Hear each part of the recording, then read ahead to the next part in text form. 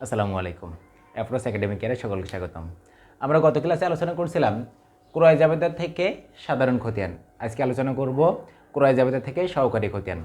তো ক্রয় জাবেদা থেকে সহকারী খতিয়ান যখন আলোচনা করব তখন দেখব এই ক্রেডিট হিসাব খাতের ভিতরে কি কি লেনদেন আছে বা কোন কোন কোম্পানির নামগুলো আছে।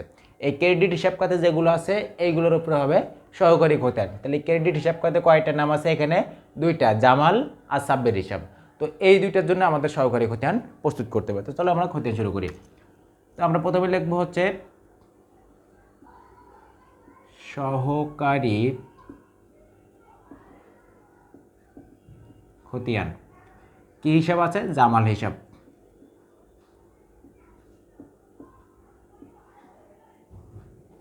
তো জামাল হিসাবের জন্য একটা খতিয়ানের বক্স করে ফেলি আমরা।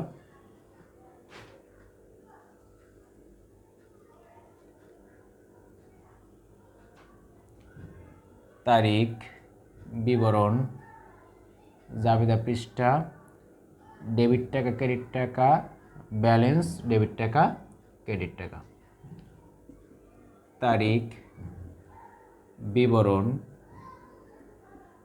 খতিয়ান যখন করব তখন আসবে জাবেদা পৃষ্ঠা, ডেবিট টাকা, ক্রেডিট টাকা, ব্যালেন্স, ডেবিট টাকা, ক্রেডিট টাকা। তো দেখো, আমরা প্রথমে জামাল হিসাবের খতিয়ান করব। এখন আসো আমাদের খতিয়ানের নিয়মে আসি। আগে তারিখ দেই 2020 জানুয়ারি 1। আমরা জানি যে জামাল হিসাবের খতিয়ান করছি, এর বিপরীত নামটা লিখব। এখন দেখো, জামাল হিসাবের বিপরীত নাম আমরা কোথায় খুঁজে পাবো? জামাল কি ছিল? ডেবিট হিসাব খাত, অর্থাৎ এখানে যেগুলো আছে সবগুলো, দুঃখিত, ক্রেডিট হিসাব খাত। এখানে যেগুলো আছে সবগুলো হচ্ছে ক্রেডিট। তো ক্রেডিটের বিপরীতে ডেবিট কি আছে?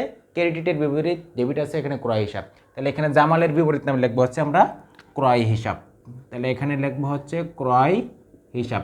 জামালের টাকা ছিল কত? 1,08,000। জামাল ছিল কি? ক্রেডিট। তাহলে ক্রেডিট ঘরে টাকা লিখবো 1,08,000 টাকা। ক্রেডিট ব্যালেন্সে লিখবো 1,08,000 টাকা। জামালের খতিয়ান শেষ। এরপর আসো যে সাব্বিরের খতিয়ান। সাব্বিরের খতিয়ানটা কীভাবে করবো দেখো।